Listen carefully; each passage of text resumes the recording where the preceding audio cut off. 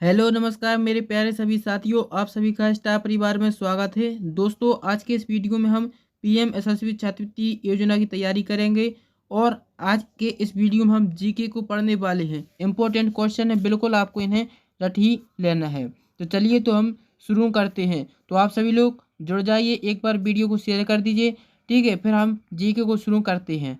अब आ जाइए, यहाँ पर आपको पढ़ना क्या है। दहन एक रासायनिक प्रक्रिया, पहला प्रश्न है। पहले प्रश्न में आपको मिला है कि दहन एक रासायनिक प्रक्रिया है। तो यह भी जिन्हें पता नहीं तो याद कर लेना कि दहन कौन सी प्रक्रिया है, यह एक रासायनिक प्रक्रिया है। अब पूछा है जिसमें, यानी क्या होता है। ऑप्शन ए लिखा है केवल ठोस ईंधन का दहन होता है, या फिर ऊष्मा का उत्सर्जन होता है, या फिर ऑप्शन सी ऑक्सीजन की आवश्यकता नहीं होती, या फिर चौथा ऑप्शन क्या है प्रकाश उत्पन्न होता है। तो देखो, दहन की प्रक्रिया में ऊष्मा का उत्सर्जन भी होता है और प्रकाश का उत्पन्न भी होता है, यानी ऑप्शन बी और डी दोनों सही हैं। अब आपको विकल्प देखना है कि बी और डी कौन से हैं, यानी चौथे विकल्प है, यानी आपका चौथा आंसर हो जाएगा, ठीक है। अब हम अगला प्रश्न देखेंगे। क्या लिखा है, निम्नलिखित में से प्राकृतिक रेशे पहचानिए। क्या पहचान, हमें प्राकृतिक रेशों की पहचान करनी है। जैसे पहले नंबर लिखा है रियान, फिर लिखा है कपास, फिर लिखा है नायलॉन और फिर लिखा है एक्रिलिक। तो इनमें से प्राकृतिक रेशा कौन सा है। तो आपका सही आंसर ऑप्शन नंबर दो कपास। कपास है जो प्राकृतिक रेशा है, पेड़ों से प्राप्त होता है, ठीक है। अगला लिखिए, क्या लिखा, निम्नलिखित में से किसका प्रयोग संपर्क क्षेत्र की जांच के लिए नहीं किया जाता। क्या लिखा, नहीं किया जाता, नहीं किया जाता है लिखा, अब बताना है। प्रकाश उत्सर्जक डायोड का, या फिर ऑप्शन दो है विद्युत इस्त्री का, या फिर ऑप्शन तीन विद्युत बल्ब का, या फिर ऑप्शन चार है चुंबकीय सुई का। तो बताना है आपको किसका है जो प्रयोग नहीं करते हैं। तो विद्युत इस्त्री का उपयोग नहीं किया जाता है, ऑप्शन दो इसका सही आंसर है, ठीक है। अब अगला देखेंगे। क्या लिखा है, घर्षण नहीं होने पर, घर्षण नहीं होने पर तो क्या होगा, यह बताना है। तो ऑप्शन लिखा गतिशील वस्तुएं नहीं रुकेंगी, ऑप्शन दो है दीवार पर कील गड़ा जाएगा, या फिर ऑप्शन तीन श्याम पट पर चाक से लिख सकेंगे, या फिर ऑप्शन डी है भवन निर्माण कार्य संपन्न हो पाएगा। तो इसका सही आंसर आपका गतिशील वस्तुएं नहीं रुकेंगी, क्योंकि जब हम गाड़ी से या फिर कहीं पर यात्रा करते हैं, गाड़ी चलाते हैं, तो उसको रोकना पड़ता है तो हम क्या लगाते हैं, ब्रेक लगाते हैं। ब्रेक क्यों लगते हैं, क्योंकि उसमें घर्षण है, इसीलिए गाड़ी रुक जाती है। अगर घर्षण नहीं होता तो हमारी गाड़ी कभी नहीं रुकती। तो यही पूछा था कि घर्षण नहीं होने पर तो क्या होगा। तो ऑप्शन क्या आ जाएगा, गतिशील वस्तुएं नहीं रुकेंगी, ठीक है। आया समझ में। अब हम अगला देखेंगे। क्या लिखा है, सेल रासायनिक पदार्थों का उपयोग निम्नलिखित में से नहीं होता। किसमें नहीं होता, सेल रासायनिक का प्रयोग किसमें नहीं करते, भाई बताना। ऑप्शन है नाइलन, ऑप्शन दो है पॉलीथीन, ऑप्शन तीन डिटर्जेंट, ऑप्शन चार है यूरिया। तो किस में नहीं करते हम, इसका सही आंसर ऑप्शन नंबर चार, यूरिया में नहीं किया जाता है। तो ऑप्शन चार इसका सही आंसर हो जाएगा। अगला देखेंगे। क्या लिखा है, किस वैज्ञानिक ने बेसिलस एंथेसिस जीवाणु की खोज की थी। किसकी, बेसिलस एंथेसिस जीवाणु किसने खोज की थी, यह बताना। आपको एक एक करके हम सभी बता देंगे। देखो, अलेक्जेंडर फ्लेमिंग थे, इन्होंने किसकी खोज की थी, इन्होंने की थी पेनिसिलिन की खोज की थी। पेनिसिलिन की खोज किसने की थी, अलेक्जेंडर फ्लेमिंग ने पेनिसिलिन की खोज की थी। लुई पास्चर आए, इन्होंने किसकी खोज की थी, रीवेज की रीवेज रीवेज की टीका रीवेज का टीका रेबीज का टीका की खोज की थी किसने, लुई पास्चर ने। रेबीज की टीका में क्या होता है, पानी से डर लगता है। रेबीज की बीमारी हो जाती है तो पानी से हमें डर लगने लगता है, कुत्ता की काटने पर रीवेज की बीमारी होती है, ठीक है। अगला देखेंगे। रॉबर्ट कोच थे, जो इन्होंने किसकी खोज की थी, इसी की खोज की थी, बेरिलस एंथेसिस जीवाणु की। और एडवर्ड जेनर ने किसकी खोज की थी, चेचक का टीका किसने खोज की थी, एडवर्ड जेनर ने। तो सभी बता दिया हमने। तो इसका सही आंसर ऑप्शन नंबर चार, रॉबर्ट कोच ने बेसिलस एंथोलस जीवाणु की खोज की थी। आपको चारों ऑप्शन याद कर लेने, कोई सा भी ऑप्शन पूछा जा सकता है।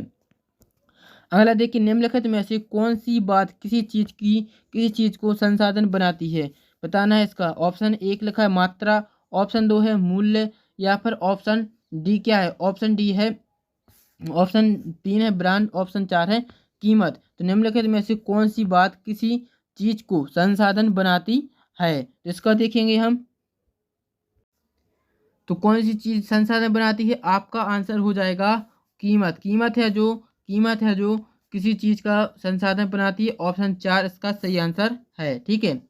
अगला देखें। क्या लिखा, निम्नलिखित में से कौन जनसंख्या वितरण को प्रभावित नहीं करता। कौन है जो जनसंख्या वितरण को प्रभावित नहीं करता। ऑप्शन ए लिखा है स्थलाकृति, ऑप्शन दो है जलवायु, ऑप्शन तीन है जल, या फिर ऑप्शन चार है तकनीकी। तो इसका आपका सही आंसर है कौन सा है? इसका सही आंसर हो जाएगा आपका तकनीकी है जो यह स्थलाकृति को प्रभावित नहीं तकनीकी है जो जनसंख्या वितरण को प्रभावित नहीं करती। तो ऑप्शन 4 इसका सही आंसर है।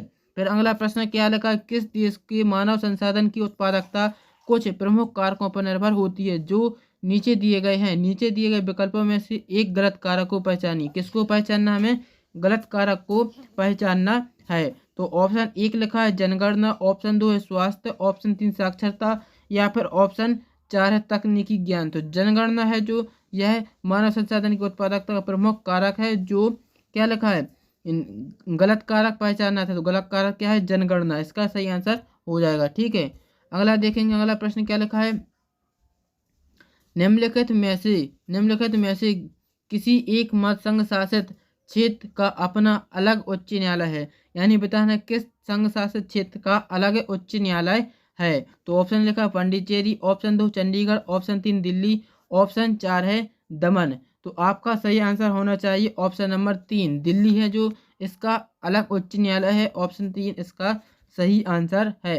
अगला प्रश्न पढ़ो। एक लोकतांत्रिक सरकार के अधीन स्वतंत्र लोगों के लिए निम्न में से कौन सा पद सही होगा? ऑप्शन 1 समाजवादी, ऑप्शन 2 धर्मनिरपेक्ष, ऑप्शन 3 गणराज्य, या फिर ऑप्शन 4 है संप्रभु। तो एक लोकतंत्र सरकार के अधीन स्वतंत्र लोगों के लिए कौन सा पद है जो सही होगा? तो आपका सही आंसर है ऑप्शन नंबर 3 गणराज्य, जो यह बिल्कुल सही आंसर है। तो गणराज्य है जो यह होगा। ठीक है, अगला प्रश्न देखेंगे क्या लिखा है? अंग्रेजी भाषा को पढ़ाने की आवश्यकता पर बल या फिर जोर देने वाला व्यक्ति कौन था? किसने अंग्रेजी भाषा को पढ़ाने पर जोर दिया था? तो ऑप्शन लिखा है Charles Wood, option 2 Lord Macaulay, option 3 Henry Thomas, या फिर वारेन हेस्टिंग्स। तो आपका इसका सही आंसर हो जाएगा ऑप्शन नंबर 2 लॉर्ड मैकाले थे जो अंग्रेजी भाषा को पढ़ाने की आवश्यकता पर बल दिया था। तो ऑप्शन 2 इसका सही आंसर है।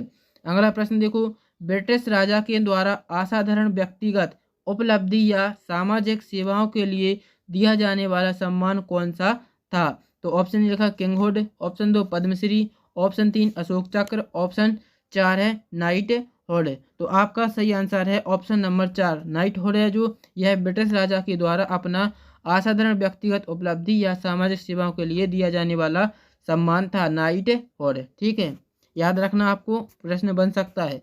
अगला क्या लिखा? नीचे दिए गए विकल्पों में से कौन केरल के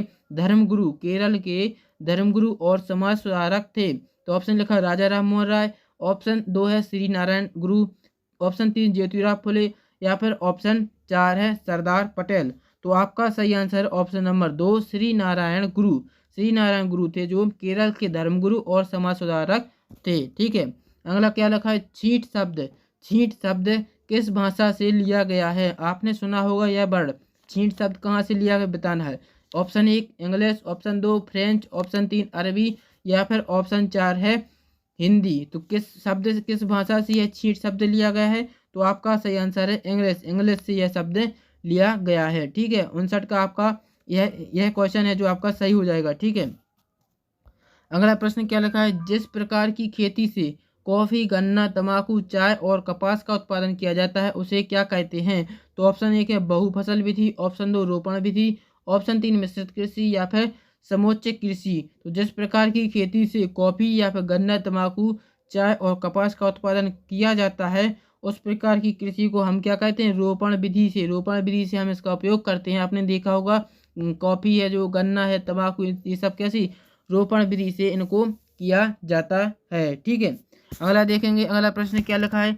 किस अंग्रेजी कानून के मुताबिक अगर कोई भी व्यक्ति ब्रिटिश सरकार का विरोध या आलोचना करता था उसे मुकदमा चलाए बिना ही गिरफ्तार किया जा सकता था? तो कौन सा था इसको बताना। ऑप्शन 1 उपभोक्ता संरक्षण अधिनियम, ऑप्शन 2 है घरेलू हिंसा अधिनियम, ऑप्शन 3 भारत सरकार अधिनियम, ऑप्शन 4 है राजद्रोह अधिनियम। तो किस अधिनियम के द्वारा उसे गिरफ्तार किया जाता था? तो आपका इसका सही आंसर है ऑप्शन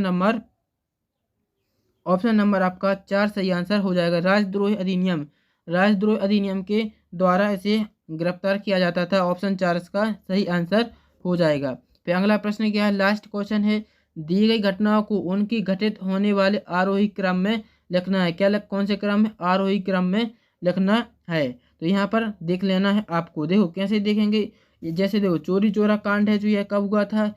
चोरी चोरा कांड हुआ था 4 फरवरी 1922 को हुआ था। और शस्त्र अधिनियम कब हुआ था? सन 1878 में, सन 1878 को यह हुआ था। जलियांवाला बाग हत्याकांड कब हुआ था? यह हुआ था 13 अप्रैल 1919 को यह हुआ था। ठीक है।